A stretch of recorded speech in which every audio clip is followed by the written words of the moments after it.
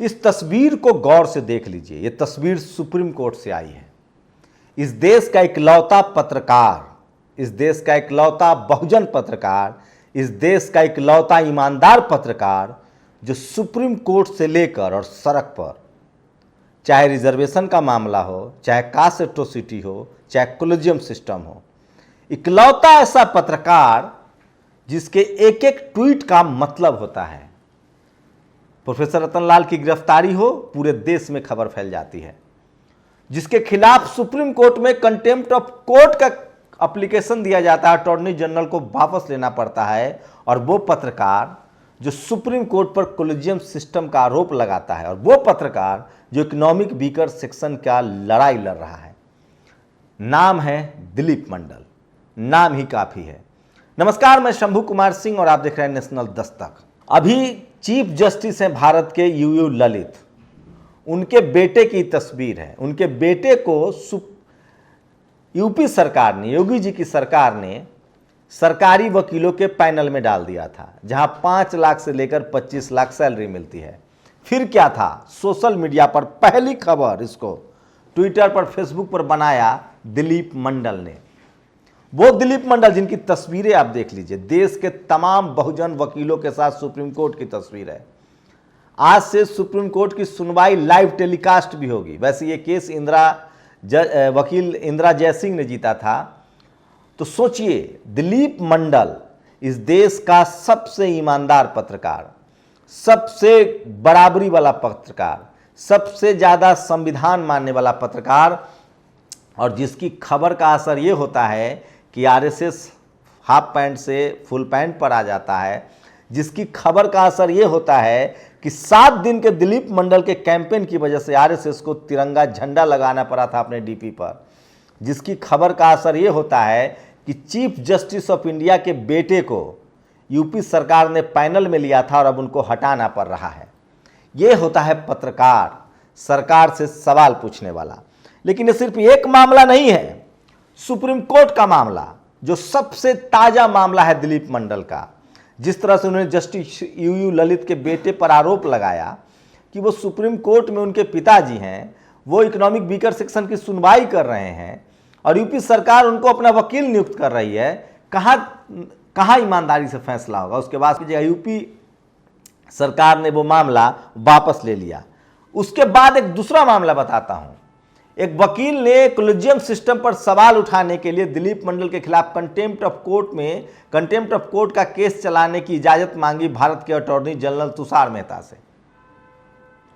लेकिन attorney general को कहना पड़ा कि नहीं दे सकते हम आपको परमिशन, क्योंकि ऐसा कुछ नहीं है। दिलीप मंडल ने यही कहा था कि कोलिजियम सिस्टम खत्म कीजिए, जिनके बाप हैं, दादा है, उनके बेटा जज बनते हैं, और कोलिजियम सिस्टम खत्म कीजिए, जुडिशियरी सिस्टम लागू कीजिए, जुडिशियल कमीशन बनाइए। उसके बाद यही नहीं रुके वो, उन्होंने पूरी हिस्ट्री निकाल दी। दिलीप मंडल वही हैं जिन्होंने कपिल सिब्बल की पूरी हिस्ट्री निकाल दी कि इनके कितने केस जीतते हैं, कितने केस हारते हैं। दिलीप मंडल वही हैं, इस देश में कहीं भी जातीय अत्याचार हो, उनकी नज़रों से खबर बच नहीं सकता है। इस देश में कहीं भी आरक्षण की अवहेलना हो, किसी भी कॉलेज यूनिवर्सिटी में उनकी नज़रों से खबर बच नहीं सकता है। सोचिए, जब रतनलाल की गिरफ्तारी हुई तो बहुजनों का सबसे विश्वसनीय पत्रकार, इस देश का सबसे ईमानदार पत्रकार दिलीप मंडल ट्वीट करता है, और उसके बाद पूरे देश दुनिया में बातें फैल जाती है।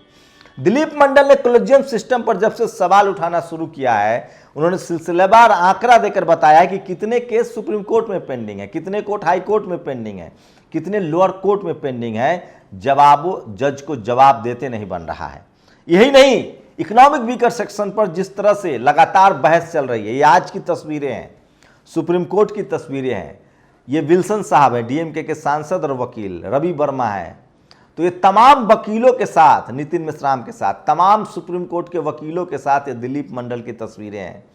सोचिए, ट्विटर पर कितनी ज्यादा गाली बहुजन समाज के इस होनहार पत्रकार, देश के ईमानदार पत्रकार, जिसकी दर्जनों किताबें हैं, जो दर्जनों कॉलेज में लेक्चर दे चुका है, जो दुनिया भर के कॉलेज यूनिवर्सिटी में लेक्चर दे चुका है।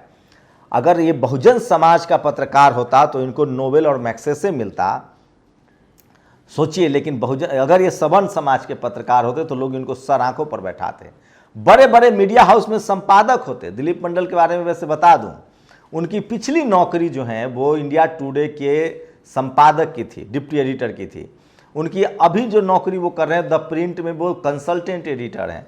इससे पहले तमाम मीडिया चैनल्स, तमाम इकोनॉमिक, और आपको बता दूं दिलीप मंडल के बारे में, आर्थिक मामलों के जानकार हैं, फिल्मों के जानकार हैं। सोचिए, दिलीप मंडल ने जब फिल्मों पर कलम चलानी शुरू की फिल्म के जातिवाद पर, तो बहुजनों ने फिल्म देखना छोड़ दिया। दिलीप मंडल ने जब बहुजन फिल्म कलाकारों पर बात शुरू की और जब जातिवादी फिल्मकारों पर बात शुरू की, पिछले 3 साल से सारी फिल्में फ्लॉप हो रही, क्योंकि दिलीप मंडल ने इनके जातिवाद के खिलाफ कलम उठाया। सचिन तेंदुलकर पर सवाल किए, लता मंगेशकर पर सवाल उठाए, फैक्ट के साथ।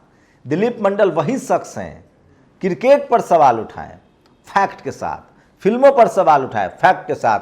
और जब बहुजन फिल्मकारों को प्रमोट करना शुरू कर दिया, तो पार रंजीता से लेकर और तमाम कवाली जैसे फिल्में, एक से एक फिल्में सुपर हिट हो रही है। जय भीम से लेकर, उनके लोग उनके फिल्म क्रिटिक्स के तौर पे इंतजार करते हैं कि दिलीप मंडल की क्या राय है। अजय देवगन की फिल्म फ्लॉप कराई, अक्षय कुमार की फिल्म फ्लॉप कराई, आमिर खान की फिल्म फ्लॉप करा दी, क्योंकि वो दुनिया भर की फिल्में, कौन फिल्म किस फिल्म का नकल है, कौन क्या कहना चाह रहा है, सब कुछ दूध का दूध और पानी का पानी कर देते हैं। अपने आप को वो ब्राह्मण मामलों के जानकार भी कहते हैं। देवदासी प्रथा हो, कल उन्होंने एक नया नैरेटिव दिया कि इस देश का बनिया समाज, व्यापारी समाज ज़्यादा लिबरल है, वो जातिवादी नहीं है, मनुवादी नहीं है, ब्राह्मणवादी नहीं है, वो सबको बराबर का नौकरी देता है और वो देश बिल्डिंग बना रहा है, इसलिए उन्होंने उनकी तारीफ की है। तो दिलीप मंडल में आप कोई खोट नहीं निकाल सकते हैं। बाबा साहब के तमाम, फूले पेरियार अंबेडकर के तमाम विचारधारा वाले कोट्स शानदार होते हैं। और सोचिए, दिलीप मंडल ब्राह्मण मामलों के भी जानकार है। वो कहते हैं कि राजा राम मोहन राय के बाद कोई भी ब्राह्मण समाज से समाज सुधारक नहीं हुआ, इसलिए काम हमको करना पड़ेगा। SC/ST एक्ट याद कीजिए, किस तरह से उन्होंने मुद्दे को उठाया। रिजर्वेशन पर एक एक बारीक मुद्दा, 13 पॉइंट रोस्टर का मामला था, दिलीप मंडल ने उठाया। तो इस देश में सबसे बड़ा, सबसे विश्वसनीय और खासकर संविधान मानने वाला और SC/ST OBC माइनॉरिटी 90% लोगों के हक, हकूक और न्याय की बात करने वाला और सरकार से आंख में आंख डालकर सवाल पूछने वाला, सुप्रीम कोर्ट से सवाल पूछने वाला अगर कोई पत्रकार है तो वो एक ही नाम है, दिलीप मंडल।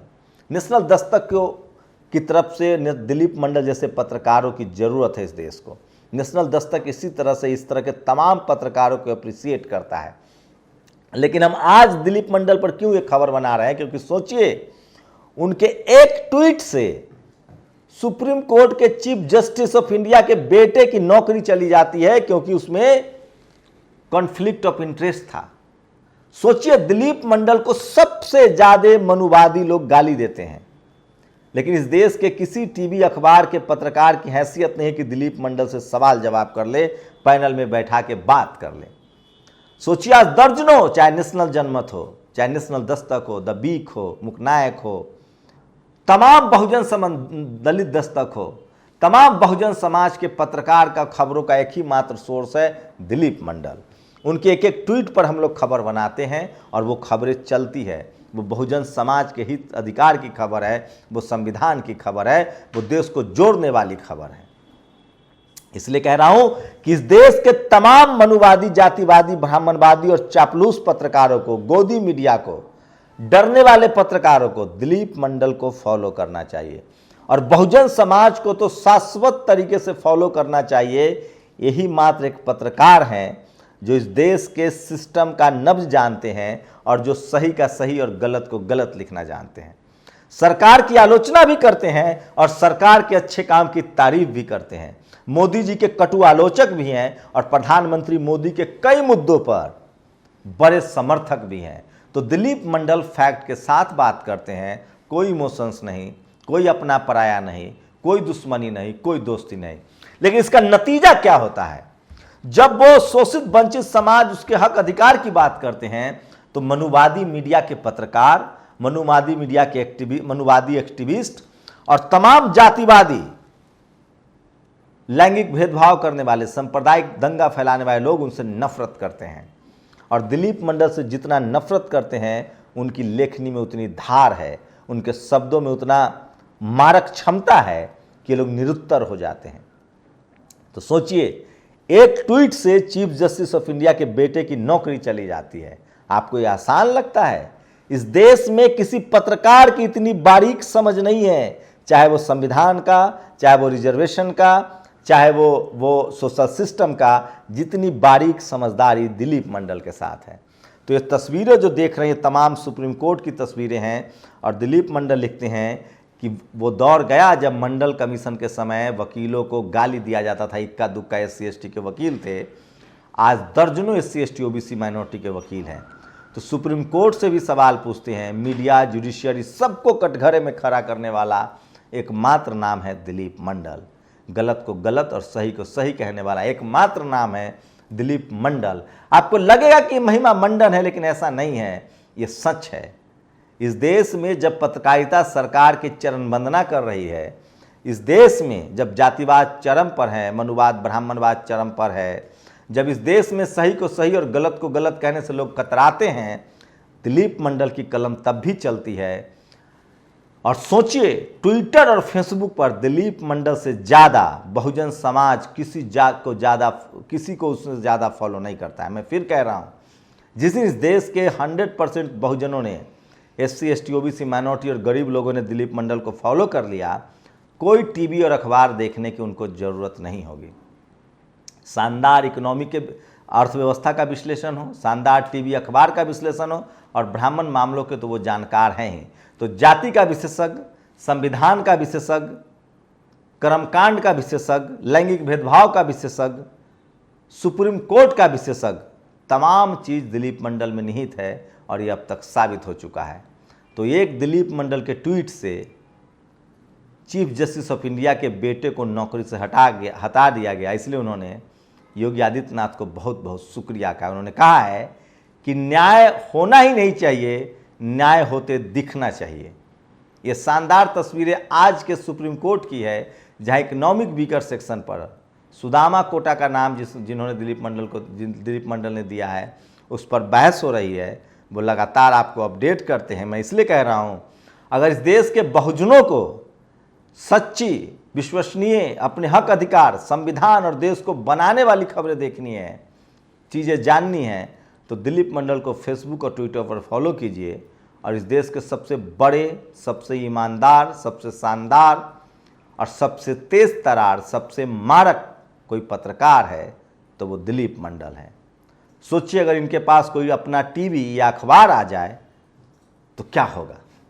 पत्रकारिता फिर से जिंदा हो जाएगी। आप लोग अपनी प्रतिक्रिया जरूर दीजिए। शुक्रिया।